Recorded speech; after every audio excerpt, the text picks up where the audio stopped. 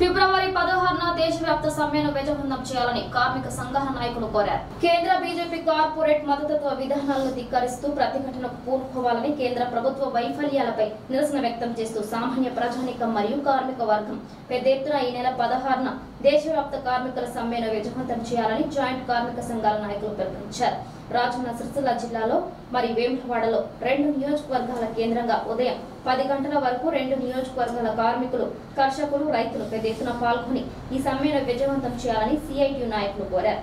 ఈ కార్యక్రమంలో మండల సిఐటియు కన్వీనర్ గురజాల శ్రీధర్, అమాలి సంఘం అధ్యక్షులు కూర్మ రవి, కూర్మ రాజేష్, కూర్మ సంజీవ్, కుడుకాల కిరిబాబు, బూర్గు పరశురాములు, బూర్గు రమేష్, చంద్రకాంత్, కిరణ్ తదితరులు పాల్గొన్నారు.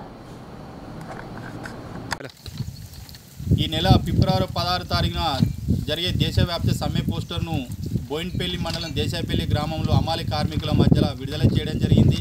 ఈ రాజన్న సిరిసిల్ల జిల్లా లోపల పనిచేస్తున్న సంఘటిత అసంఘటిత కార్మికులు ఎవరైతే ఉన్నారో, అలాగే సామాన్య ప్రజానీకం, రైతాంగం, చదువుకున్న విద్యార్థులు, మేధావులు పెద్ద ఎత్తున ఈ కేంద్ర బీజేపీ ప్రభుత్వం అనుసరిస్తున్న కార్మిక, కర్షక, రైతాంగ ప్రజా వ్యతిరేక విధానాలకు వ్యతిరేకంగా ఆ రోజు 16వ తారీఖు నాడు రాజన్న సిరిసిల్ల జిల్లా లోపల సిరిసిల్ల, వేములవాడ నియోజకవర్గాలు ఎంచుకొని పెద్ద ఎత్తున ఈ వేములవాడ డివిజన్లో సంబంధించినటువంటి బోయిన్పల్లి మండలం, వేములవాడ మండలం, చందుర్తి, కోనరావుపేట, వేములవాడ అర్బన్ తదితర మండలాల నుంచి పెద్ద ఎత్తున కార్మిక వర్గం తరలివచ్చి ఆ దేశవ్యాప్త సమ్మె ఏదైతే ఉందో విజయవంతం చేయవలసిందిగా ఈ సందర్భంగా రాజన్న సిరిసిల్ల జిల్లా కార్మిక సంఘాల తరఫున పిలుపునివ్వడం జరుగుతుంది. ఆ రోజు 16వ తారీఖు నాడు ఉదయం 10 గంటల తిప్పాపురం బస్టాండ్ నుంచి చెక్కపల్లి బస్టాండ్ వరకు దాదాపు 1000 మందితోటి పెద్ద ఎత్తున ఈ బీజేపీ అవలంబిస్తున్న కార్మిక, కర్షక, రైతాంగ ప్రజా వ్యతిరేక విధానాలకు దేశవ్యాప్త సమ్మె ఇచ్చినాం. కాబట్టి ఈ కేంద్ర ప్రభుత్వం ఈ 10 సంవత్సరాల అధికారం పూర్తిగా వస్తున్నా కూడా ఎక్కడేసిన గొంగడి అన్నట్టు కార్మిక సంఘాలు కార్మికుల హక్కులను కాలరాసే విధంగా, సామాన్య ప్రజానీకం మీద పెద్ద ఎత్తున ధరలు పెంచే విధంగా, అలాగే విద్యార్థులకు సంవత్సరానికి 2 కోట్ల ఉద్యోగాలు ఇస్తాన్న మాట తుంగల దొక్కిన ఈ బీజేపీ ప్రభుత్వం మళ్ళీ ఈ ఎంపీ ఎలక్షన్లు వస్తున్న సందర్భంలో అయోధ్య రామ మందిరం పేరిట ఓట్లు దండుకోవాలని చెప్పి ఇలా గౌరవనీయులు ఎంపీ బండి సంజయ్ గారు కూడా ఇలా పాదయాత్ర పేరిట తిరగడం జరుగుతుంది. మరి 5 ఏళ్ళు పరిపాలన చేసిన ఈ బండి సంజయ్ గారు మరి మండలాల వారిగా గ్రామాల సమస్యలు ఏం తెలుసుకున్నారో మాకైతే అర్థమైతలేదు. కానీ మొన్న రుద్రంగి మండలంలో కూడా మీ మండలంలో కూడా ఏం సమస్యలు ఉన్నాయని చెప్పి అక్కడ ఉన్న ప్రజానీకాన్ని అడుగుతుండు. మరి ఈ 5 సంవత్సరాల కాలం నువ్వేం ఒరగబెట్టినావు అని చెప్పి సందర్భంగా నీకు ప్రజలు ఎంపీ అవకాశం ఇస్తే మరి ఈ 5 ఏళ్ళను ఏ మండలానికన్నా ఒక్క మండలాన్ని కూడా సందర్శించిన పాపాన పోలేదు. మళ్ళీ తిరిగి అదే ప్రజానీకాన్ని మీ మండలంలో ఏం సమస్యలు ఉన్నాయని అడుగుతున్నావు అంటే మరి నీకు ఎందుకు ఇచ్చి ఈ పదవి అనేది ఎందుకు ఉన్నదని చెప్పి సందర్భంగా బండి సంజయ్ని అడుగుతున్నాం. ఇలా బండి సంజయ్ హిందూ ధర్మం పేరిట నిన్నగాక మొన్న కూడా ఒక స్టేట్మెంట్ ఇచ్చిండు.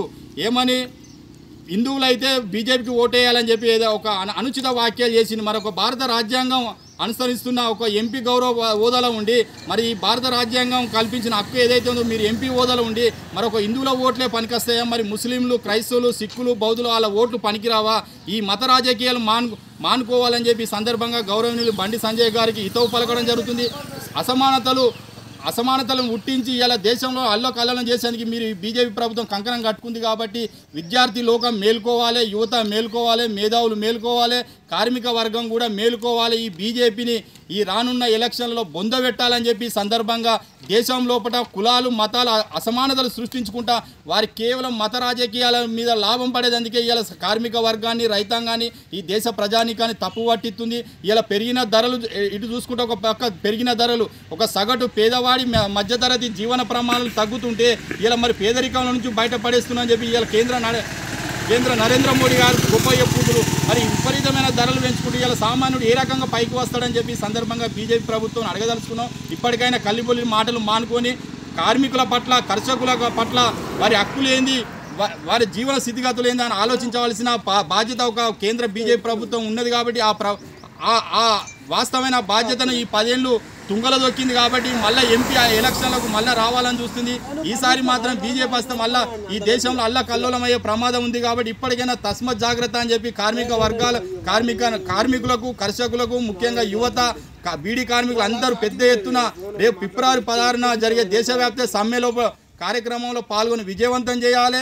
అలాగే ఇప్పుడు రానున్న ఎలక్షన్లో ఈ ఎంపీ ఎలక్షన్ దగ్గర ఉంది. కాబట్టి ఈ బీజేపీని గద్దెకు రాకుండా ఖచ్చితంగా ప్రతి ఒక్కరు కంకణం కట్టుకొని ఈ యువత కూడా మేల్కోవాల్సిన అవసరం ఎంతైనా ఉంది.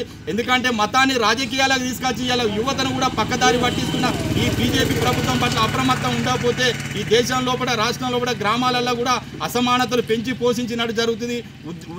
విధ్వంసకరం పరిస్థితులు జరుగుతాయి. కాబట్టి బీజేపీ పట్ల అప్రమత్తంగా ఉండాలని చెప్పి కార్మిక సంఘాల తరఫున ఈ యావత్ ప్రజానీకానికి పిలుపునివ్వడం జరుగుతుంది. అందులో భాగంగా ఫిబ్రవరి 16 నాడు జరిగే దేశవ్యాప్త సమ్మె వేములాడలో ఉదయం 10 గంటలకు ప్రారంభం అవుతుంది. కాబట్టి పెద్ద ఎత్తున తరలి రావాలని చెప్పి ఈ సందర్భంగా రాజన్న జిల్లా సిరిసిల్ల జిల్లా కార్మిక సంఘాల తరఫున పిలుపు ఇవ్వడం జరుగుతుంది. జిందాబాద్ సిఐటియు, జిందాబాద్ సిఐటియు, వర్ధిల్లాలి కార్మిక సంఘాల ఐక్యత, వర్ధిల్లాలి కార్మిక సంఘాల ఐక్యత.